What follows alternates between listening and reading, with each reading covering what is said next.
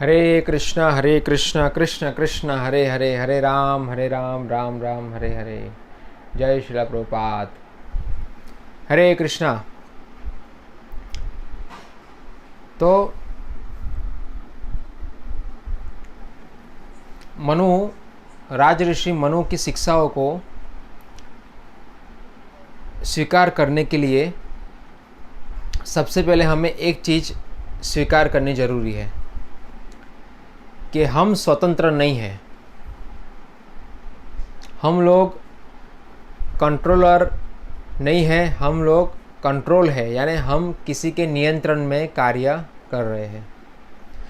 ये समझे बिना कि हम लोग स्वतंत्र नहीं हैं, हम किसी के नियंत्रण में हैं और हमारा कुछ भी नहीं है, हमारी मालिकी का कुछ भी इस संसार में नहीं है। अगर ये हम स्वीकार नहीं कर रहे तब तक हम मनु की शिक्षाओं को समझ नहीं सकते।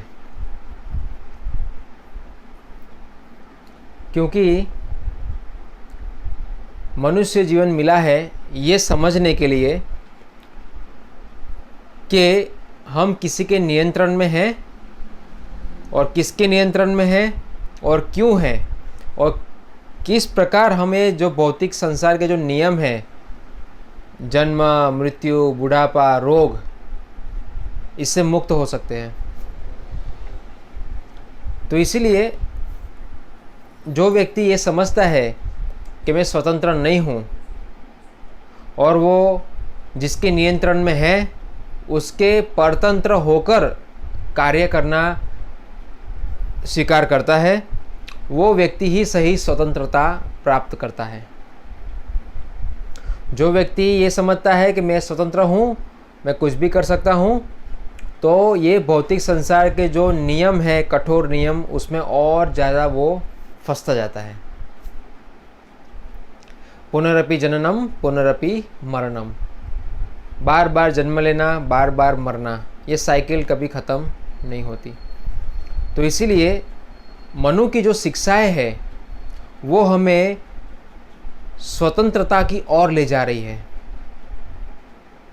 मगर मनमाने तरीके से अपना अधिकार मांगने से नहीं, बल्कि मनु की जो शिक्षाएं हैं वो हमें अपने स्वभाव में लेके आती है कि हम लोग किसी के नियंत्रण में हैं। और वो कौन है? तो उसे कहते हैं परम शक्ति भगवान। तो हम सब भगवान के नियंत्रण में हैं, तो उनकी बात माननी चाहिए। अगर हम भगवान की बात नहीं मानते तो हम लोग और इस प्रकृति के कठोर बंधन में फंसते जाएंगे।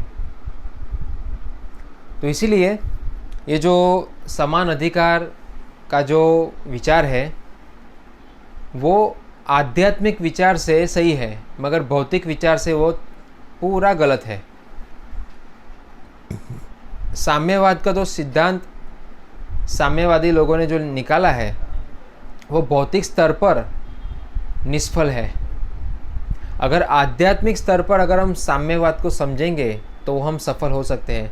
आध्यात्मिक तरीके से साम्यवाद को समझकर हम लोग स्वतंत्रता प्राप्त कर सकते हैं, मगर भौतिक तरीके से अगर हम साम्यवाद को लेकर चलेंगे तो हम और प्रकृति के नियम में फंसते जाएंगे।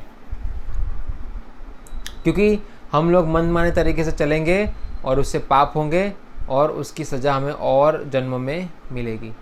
तो इसके लिए हमें समझना पड़ेगा कि पुनर्जन्म भी सत्य है। और आज का हम देखते हैं विज्ञान भी कह रहा है पुनर्जन्म के बहुत सारे ऐसे उदाहरण हमें मिलते हैं और हमारे शास्त्रों के अंदर बहुत सारे ऐसी कथाएं भी है पुनर्जन्म की। तो इसलिए हमें ये जो साम्यवाद का जो सिद्धांत है उसको हम आध्यात्मिक तरीके से समझ सकते हैं। और मनु ने हमें साम्यवाद आध्यात्मिक तरीके से समझाया है, जिससे हम लोग धीरे धीरे मुक्त हो सके इस भौतिक संसार की सभी समस्याओं से। क्योंकि हम लोग ने ये भौतिक शरीर धारण किया है जो नाशवंत है। हालांकि हम आत्माएं हैं, भगवान के अंश है, तो हम जब भगवान की बात मान के उनकी सेवा पूजा करेंगे तभी हम लोग मुक्त हो सकते हैं।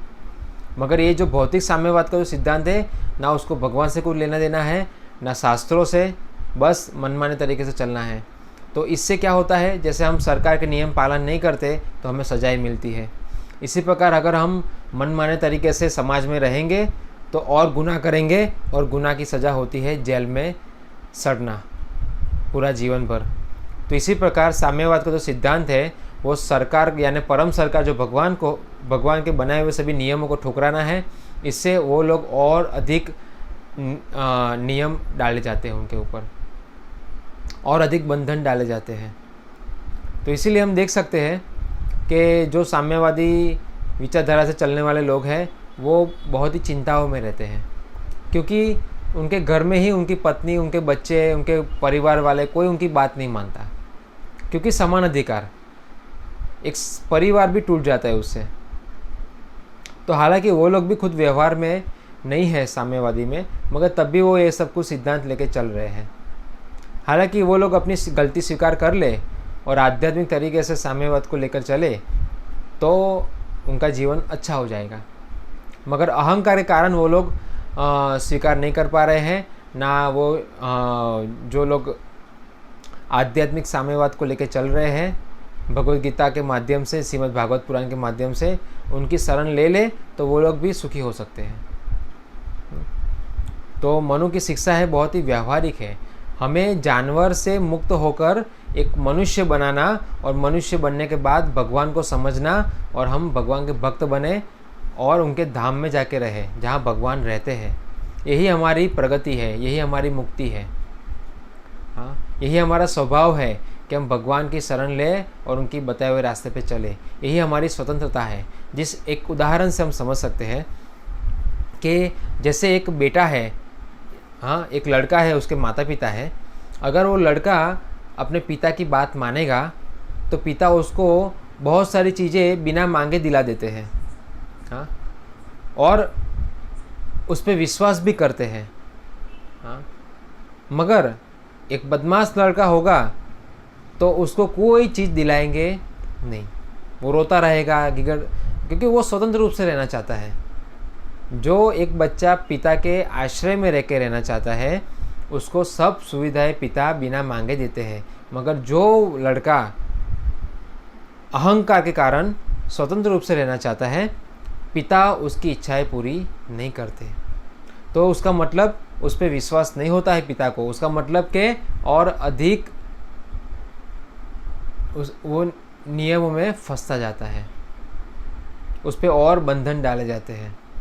मगर जो बेटा पिता की बात मानेगा उसको और स्वतंत्रता मिलती जाती है। तो इसी प्रकार समाज में अगर हम भगवान के बनाए हुए विधानों को पालन करेंगे, गीता, श्रीमद् भागवत पुराण, तो उतने हम लोग स्वतंत्र होते हैं। उसका मतलब भौतिक नियमों से स्वतंत्र तो होते हैं, भगवान से नहीं। भगवान के तो हम अधीन होते हैं। और इसी प्रकार भौतिकतावादी विचारधारा जो है, साम्यवाद वगैरह, ये सभी आसुरिक विचारधारा है। इससे वो लोग और कठोर नियम में फंसते जाते हैं। तो इसलिए अगर बुद्धिमान व्यक्ति होगा वो भगवान की शरण लेगा और उनके बनाए हुए रास्ते पे चलेगा। और जो बुद्धिहीन लोग होते हैं ये सब साम्यवाद और साम्यवादी के नारे लगा के चलते रहते हैं, और उनके साथ भी चलने वाले सभी बुद्धिहीन लोग होते हैं। उनको कोई ज़्यादा फायदा होगा नहीं। जैसे एक अंधा व्यक्ति है, उसको हम कहेंगे रास्ता दिखाओ, तो वो अंधा व्यक्ति हमें कहाँ ले जाएगा? जहाँ वो खड्डे में गिरेगा वहाँ पर हमें भी खड्डे में गिराएगा, क्योंकि अंधा व्यक्ति कभी रास्ता दिखा सकता नहीं है। तो इसी प्रकार हम लोग भी अगर ये साम्यवादी और ऐसे लोगों की उंगली पकड़ के चलते हैं तो वो सब अंधे लोग हैं और वो सभी को खड्डे में गिराएंगे और गिरा ही रहे हैं। उसका परिणाम हम लोग देख रहे हैं समाज के अंदर। वो लोग खुद शांत नहीं हुए हैं और ना किसी और को शांत होने देते हैं, क्योंकि ये जो मार्ग है भौतिक साम्यवाद वो शांति का मार्ग नहीं है। आध्यात्मिक साम्यवाद वो शांति का मार्ग है, क्योंकि वो भगवान से संबंध स्थापित करता है, और भौतिक साम्यवाद भगवान से संबंध तोड़ता है, इसलिए वो व्यवहारिक नहीं है। तो मनु की जो शिक्षाएं है, मनु की शिक्षाएं हमें उस भगवान से मिलाने के लिए है जिसका संबंध हमारे साथ टूट गया है। इसके कारण हम लोग दुखी है। अगर मनु की सबसे बड़ा योगदान यही है कि शिक्षाओं के माध्यम से उन्होंने हमें इस लायक बनाना चाहते हैं जिससे हम भगवान के संबंध जोड़ सकें। तो इसलिए उसकी मनु संहिता हमारे लिए एक बहुत ही एक वरदान स्वरूप है, औषधि है।